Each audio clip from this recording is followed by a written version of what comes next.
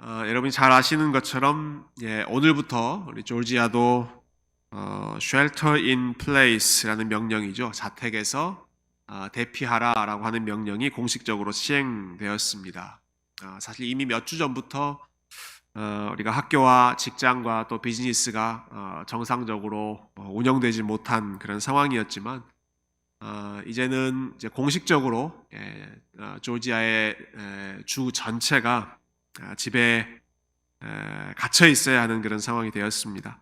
이런 상황에 어떤 말씀을 나누는 게 좋을까 생각하다가 성경 안에서 좀 비슷한 경험을 했던 사람들의 이야기를 우리가 함께 읽고 또 그 가운데에서 하나님이 주시는 지혜를 함께 나누면 좋겠다라는 생각을 했습니다. 우리가 어려운 상황, 답답한 상황을 겪을 때 여러 가지 방식으로 위로를 얻을 수 있습니다. 그렇지만 하나님께서 우리를 위로하시는 방법 중에 하나는 그 과정을 겪는 사람이 나만이 아니라 다른 사람들, 그 고통을 함께 겪고 있는 사람들이 있고 또 있었다라고 하는 사실을 확인하는 것이 우리에게 큰 위로가 될 때가 많이 있는데요. 성경 안에서 그러한 인물들, 우리와 비슷한 경험을 했던 사람들을 함께 살펴봄으로써 하나님 주시는 위로와 또 지혜를 얻는 시간 되었으면 좋겠습니다. 성경 안에서 이렇게 원치 않는 환경에 갇혀 있었던 사람들이 참 많이 있었는데요. 오늘은 요나라고 하는 이 선지자를 본문으로 정했습니다. 여러분 잘 아시는 스토리지만 요나가 어디에 갇혀 있었습니까? 요나는 큰 물고기 속에 갇혀 있었습니다. 3일 동안 그가 갇혀 있었죠. 아니, 사람이 어떻게 큰 물고기 속에 3일 동안 갇혀 있을 수 있는가?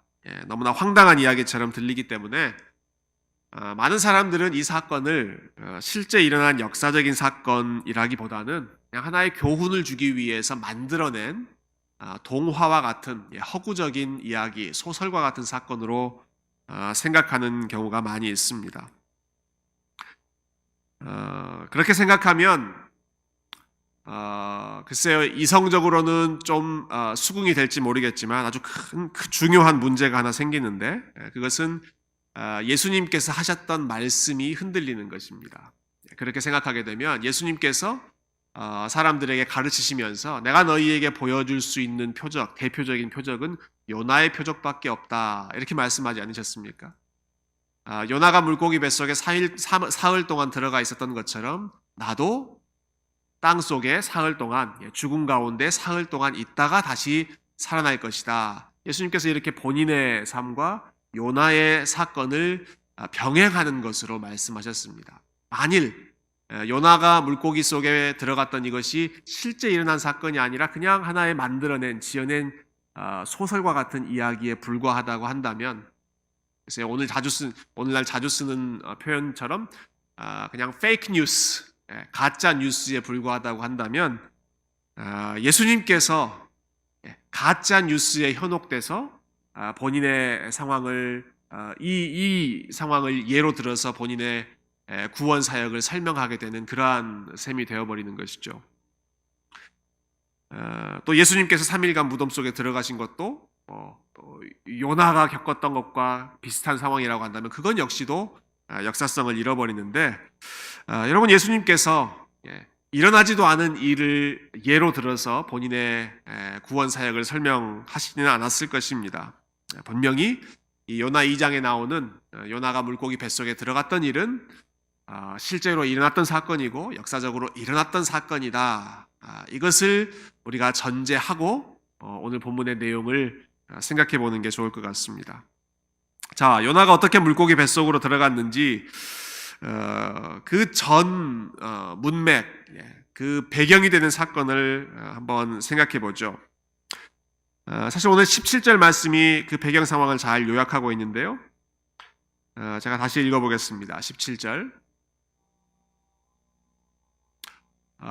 여호와께서 이미 큰 물고기를 예비하사 요나를 삼키게 하셨으므로 요나가 밤낮 3일을 물고기 뱃속에 있으니라.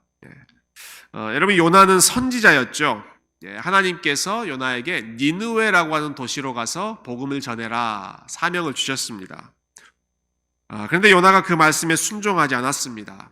왜냐하면 이 니느웨라고 하는 도시는 자기 나라를 괴롭히는 원수의 나라 아수르의 수도였기 때문에 그렇습니다.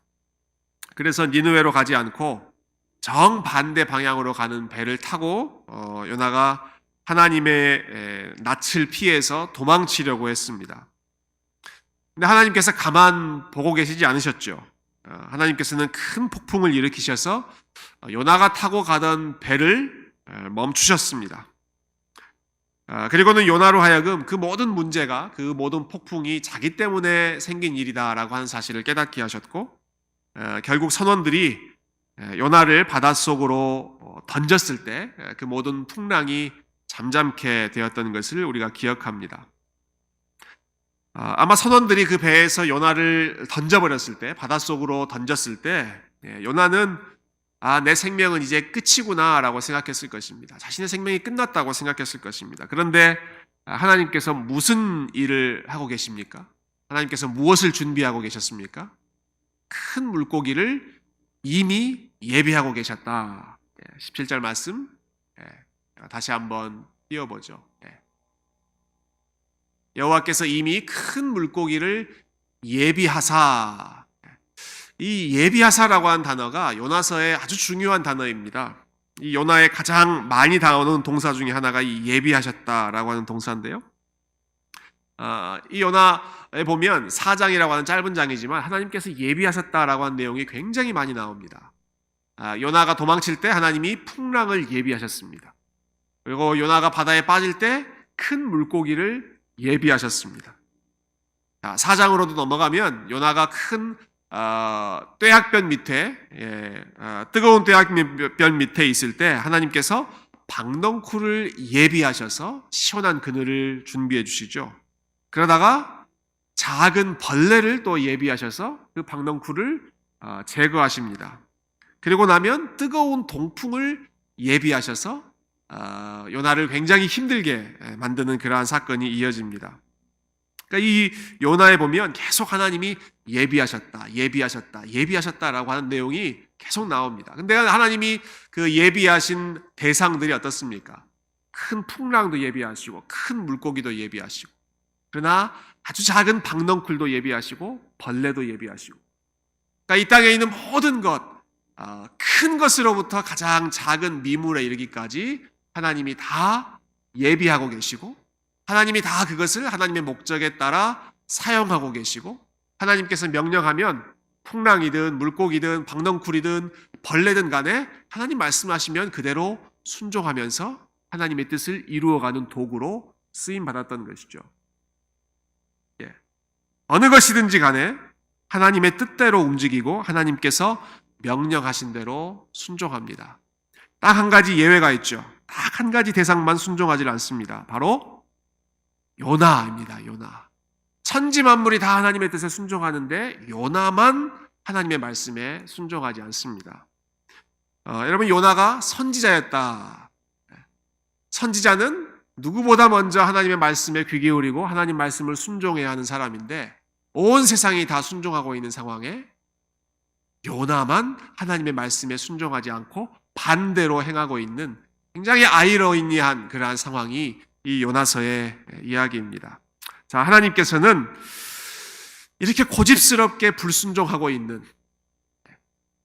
순종해야 마땅한, 순종의 모범을 보여야 마땅한 사람이 순종의 삶에서 벗어나 있는 이 요나의 마음을 낮추시고 부드럽게 하시고 다시 하나님께로 돌아오도록 하나님의 사람답게 만드시기 위해서 먼저는 그를 바다에 빠뜨리시고 이제는 그를 물고기 뱃속에 3일 동안 집어 넣으셨던 것이죠. 자, 이때 요나가 어떠한 일들을 겪었는지 이 2장에 보면 그 상황을 묘사하고 있는 부분들이 나옵니다. 먼저 3절에 보시면 그 상황을 이렇게 자세하게 묘사하고 있습니다. 주께서 나를 깊음 속 바다 가운데에 던지셨으므로 큰 물이 나를 둘렀고 주의 파도와 큰 물결이 다 내 위에 넘쳤나이다. 또 5절, 물이 나를 영혼까지 둘러싸우며 깊음이 나를 애워싸고 바다 풀이 내 머리를 감쌌나이다.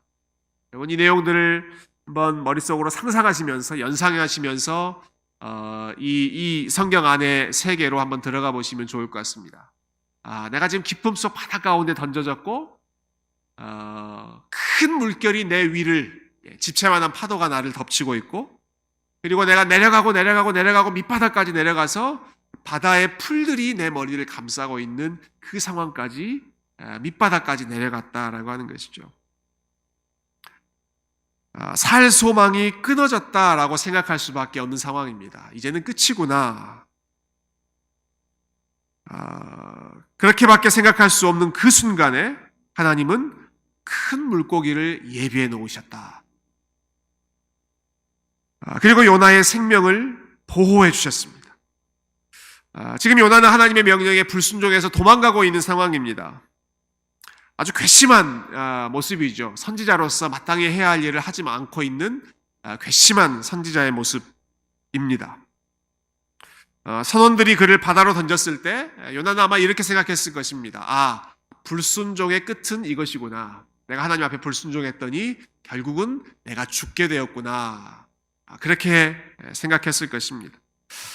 어쩌면 사도 바울의 표현을 좀 빌려서 표현하자면 죄의 싹은 정말로 사망이구나. 죄의 끝은 결국 사망이구나 라고 하는 생각을 할 수밖에 없는 그런 상황에, 그럼에도 불구하고 하나님께서는 이 불순종했던 선지자를 죽음의 상황으로 방치하지 않으시고 생명의 길을 예비해 놓고 계신 것이죠.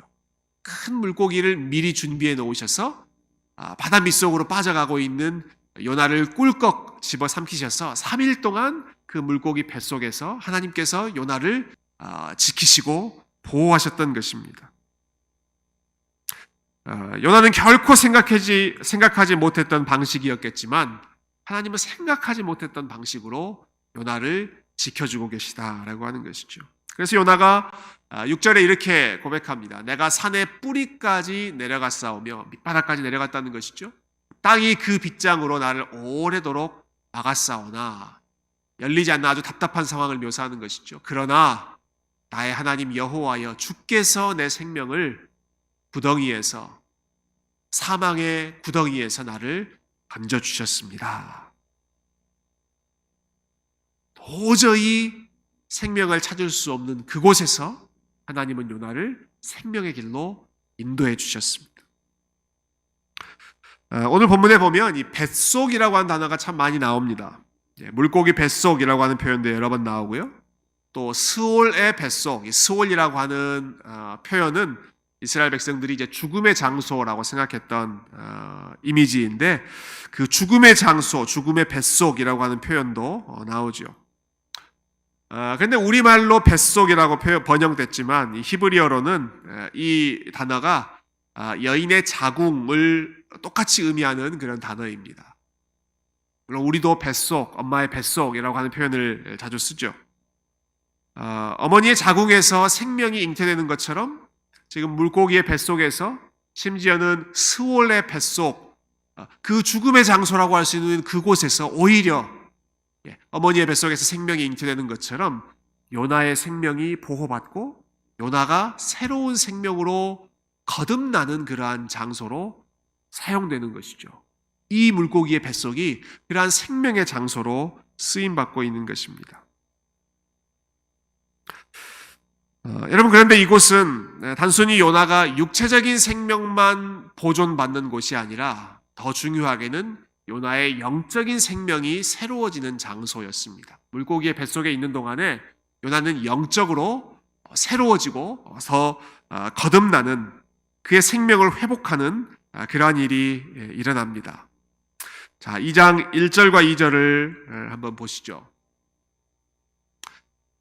이렇게 기록되어 있습니다. 요나가 물고기 뱃속에서 그의 하나님 여호와께 기도하여 이르되, 내가 받는 고난으로 말미암아 여호와께 불러 아뢰었더니 주께서 내게 대답하셨고, 내가 스올의 뱃속에서 부르짖었더니 주께서 내 음성을 들으셨나이다. 자, 물고기 뱃속에 들어가서 요나가 뭘 하기 시작합니까? 그가 그의 하나님 여호와께 기도하여 이르되, 요나가 드디어 하나님 앞에 기도하기 시작합니다. 그리고 하나님께 불러 아뢰기 시작합니다. 내가 스올의 뱃속에서 부르짖었습니다.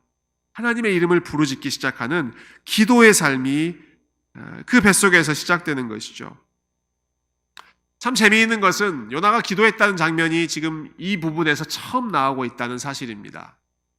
여러분 1장에서 하나님께서 요나에게 니느웨로 가라 말씀하셨을 때 요나가 기도하지 않습니다.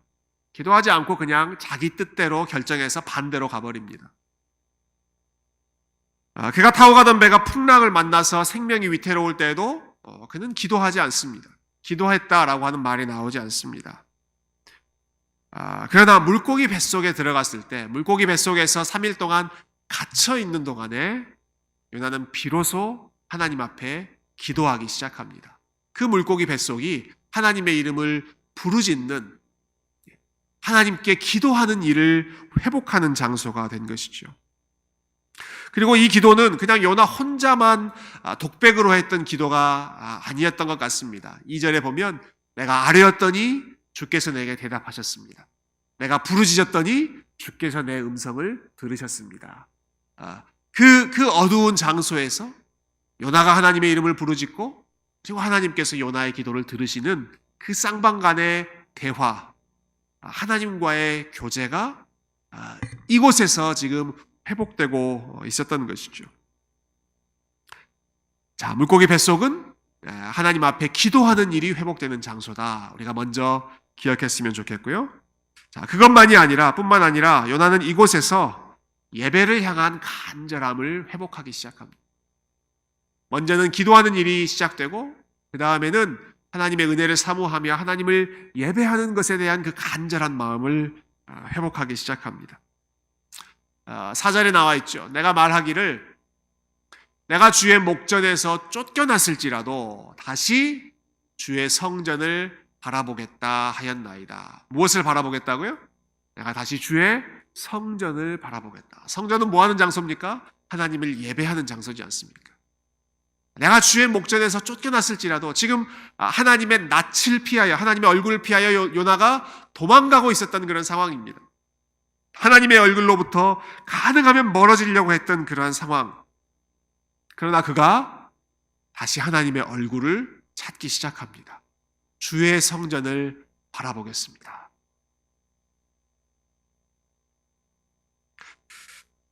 여러분, 요나는 선지자였기 때문에 하나님을 예배하고 또 하나님의 말씀을 사람들과 가르치는 것, 나누는 것을 직업으로 삼고 살았던 사람입니다. 하나님의 집을 마치 자기 집처럼 언제나 자유롭게 드나들었던 사람이었을 것입니다. 아마 그러다 보니 어쩌면 하나님의 말씀이 얼마나 소중한 것인지도 점점 둔해지고 하나님의 말씀을 얼마나 우리가 철저하게 순종해야 하는지도 점점 경홀하게 가볍게 여겼을 것 같습니다. 무감각해지는 것이죠. 그래서 하나님께서 분명하게 요나에게 너 니느웨로 가라, 분명하게 장소까지 지정해서 말씀해 주셨음에도 불구하고 그것을 한 귀로 듣고 한 귀로 흘러버리고 하나님의 말씀을 가볍게 여기지 않았습니까? 그런데 그랬던 요나가 이 우여곡절을 겪으면서 물고기 뱃속에 들어가 있으면서 지금 무엇을 사모하고 있습니까? 주의 성전을 사모하고 있습니다. 하나님, 내가 늘상 드나들면서 그냥 가볍게 생각했던 그 하나님을 예배하는 장소, 주의 성전, 그곳이 얼마나 복된 장소인지, 하나님을 예배할 수 있다는 것이 얼마나 복된 일인지, 귀한 일인지 제가 이제야 알았습니다. 이제야 깨달았습니다. 비록 물고기 뱃속에 있지만 제 마음은 주님의 성전을 향하고 있습니다. 주님께서 다시 한번 저를 그곳 가운데로 인도해 주셨으면 좋겠습니다. 기도하는 마음으로 주의 성전을 바라보는 것이죠. 7절 말씀도 같은 내용을 고백하고 있죠. 내 영혼이 내 속에서 피곤할 때에 내가 여호와를 생각하였더니 내 기도가 주께 이르렀사오며 주의 성전에 미쳤나이다.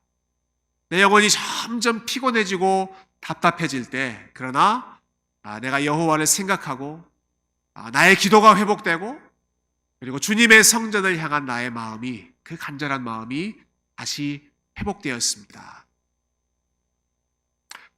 아마 요즘에 저희가 많이 느끼고 있는 마음, 동일한 마음이지 않습니까? 같이 모여서 예배하고 있던 것이 그렇게 복되고 귀한 일이었었구나.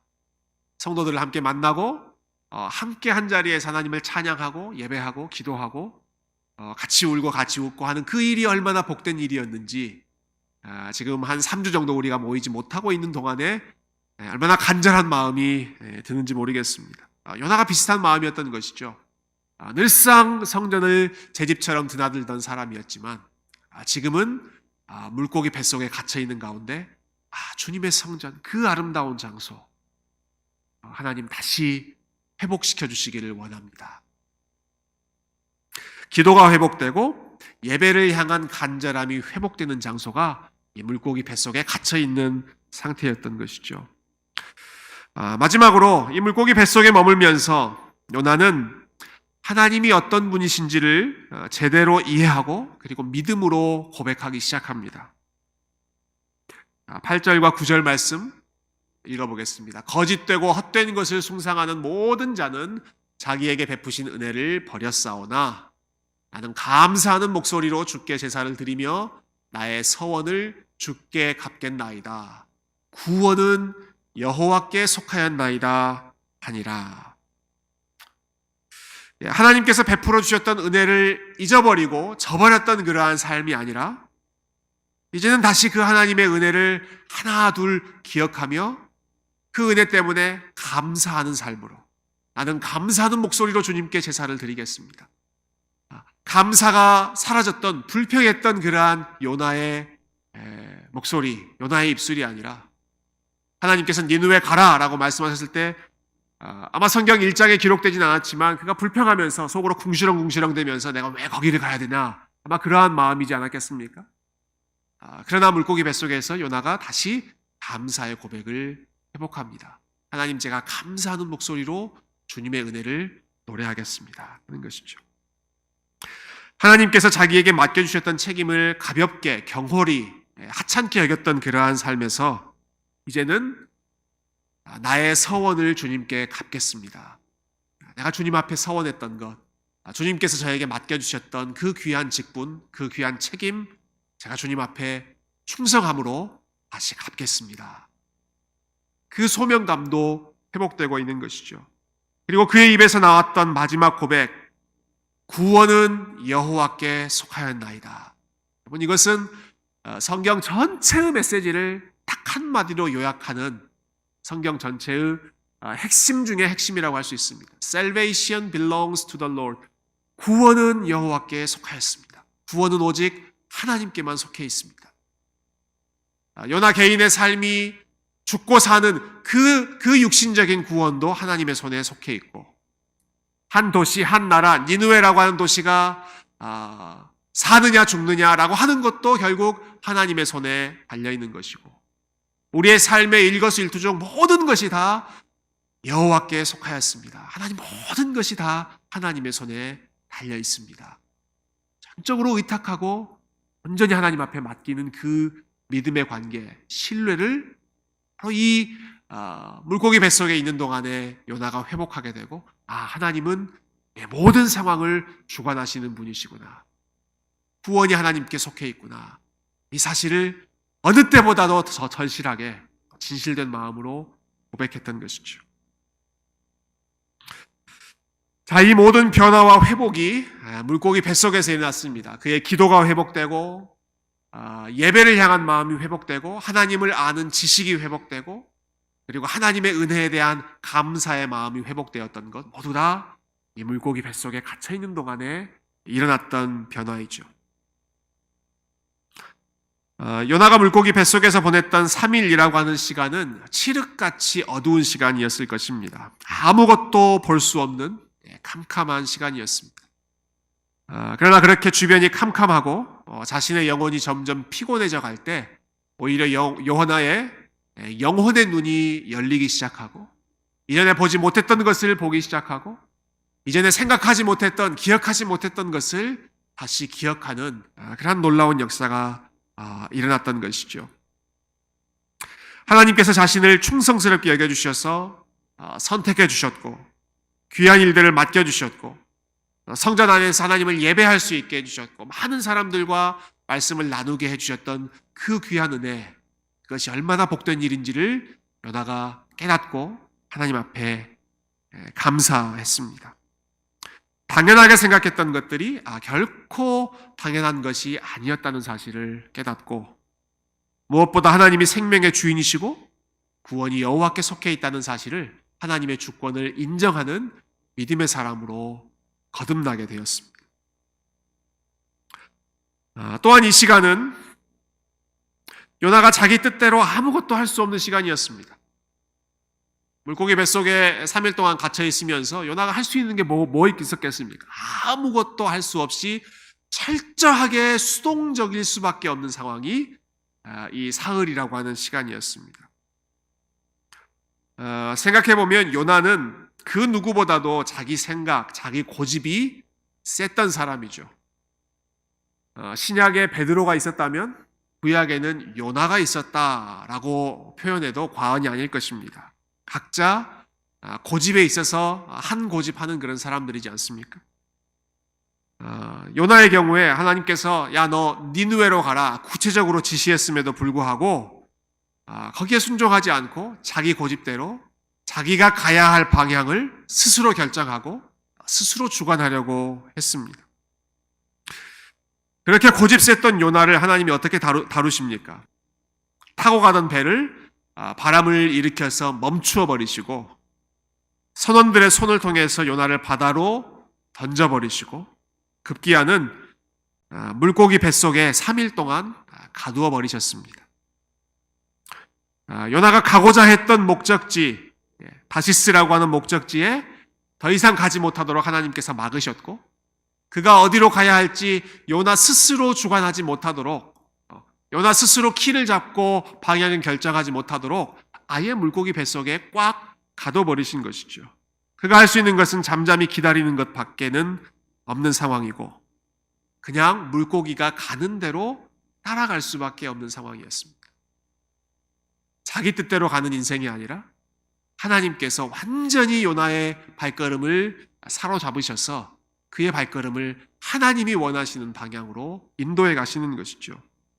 자, 이렇게 철저하게 수동적인 상태로 하나님께서 훈련하신 후에 하나님은 결국 원래 하나님께서 요나를 보내고자 하셨던 그곳으로 요나를 인도하십니다. 오늘 본문의 마지막 10절이죠. 여호와께서 그 물고기에게 말씀하시매 요나를 육지에 토하니라. 이 물고기가 요나를 토해 놓았던 장소가 어디였는지 구체적으로 지명이 나와 있지는 않지만 바로 이어지는 3장 말씀이 니느웨에서 요나가 복음을 전파했던 그러한 내용으로 이어지는 것을 봤을 때 아마 니느웨 가까운 지역에 물고기가 토해냈을 것이다. 우리가 충분히 그렇게 유추할 수 있을 것 같습니다. 원래 보내려고 하셨던 장소죠. 요나가 끝끝내 안 가려고 했던 장소. 그러나 요나를 철저히 낮추시고 수동적인 상태로 물고기 뱃속에 가두어 놓으신 다음에 결국 하나님께서 이루고자 하셨던 그 일을 이루어내시는 것. 그러니까 이 하나님의 인도하시는 모습을 요나서 2장 말씀을 통해서 확인하고 하나님은 뜻하신 바를 기필코 이루어내시는 분이시구나. 기필코 이 요나를 통해서 이루고자 하셨던 그 일을 이루어내시는 분이시구나 하는 사실을 인정하지 않을 수가 없습니다. 우리가 이러한 하나님의 모습을 이 말씀을 통해서 기억했으면 좋겠습니다. 사랑하는 성도 여러분, 하나님은 결국 그분의 계획을 이루어내시는 분이시라는 사실을 여러분 이 저녁에 믿음으로 또 받아들이시기를 축원합니다. 여러분 우리가 아무리 원치 않는 상황, 예상하지 못했던 그런 상황에 갇혀 있다고 할지라도, 그래서 우리가 아무것도 못하고 있는 좀 답답한 그런 상황, 그러한 길을 걷고 있다고 할지라도 여러분 그 시간 동안에도 하나님은 일하고 계셨습니다. 하나님은 물고기를 준비해 놓고 계셨고, 하나님은 요나의 마음을 낮추고 계셨고, 그리고 그 시간이 지났을 때 결국 하나님은 요나를 니느웨, 하나님께서 보내고자 하셨던, 하나님께서 그의 발걸음을 인도하고자 하셨던 그 장소로 인도하셨던 것이죠. 우리가 걸어가다가 생각지 못한 암초가 나타나서 우리의 발걸음이 멈춰지기도 하고, 때로는 우리가 예상하지 못했던 방향으로 우리의 발걸음이 옮겨지기도 하지만, 그러나 하나님께서 요나의 삶에 어떻게 역사하시고 그를 어떻게 인도하셨는지를 여러분 기억하시기를 바랍니다. 하나님은 요나의 생명을 죽음의 위협 가운데에서 보호하셨습니다. 그리고 요나의 불순종했던 마음을 겸손하게 낮추시고 그의 삶의 육신적인 생명만이 아니라 영적인 생명, 하나님과의 관계가 회복될 수 있도록 그 모든 상황을 다스리셨습니다. 그리고는 결국 그가 있어야 할 자리, 하나님께서 계획하셨던 그 자리로 요나의 발걸음, 요나의 삶을 인도하셨던 것. 마찬가지로 저와 여러분이 처해 있는 지금의 상황 가운데 먼저는 하나님께서 우리의 생명, 모든 위험으로부터 보호해 주시는 분이시다.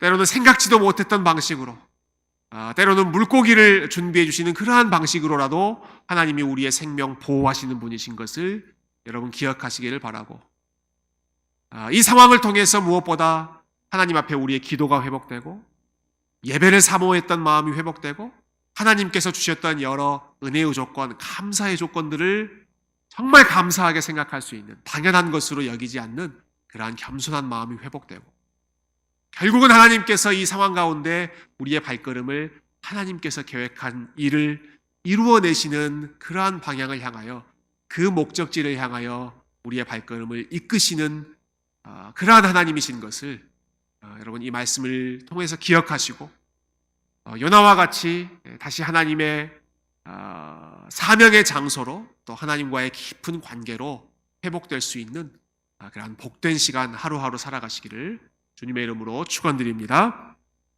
아멘.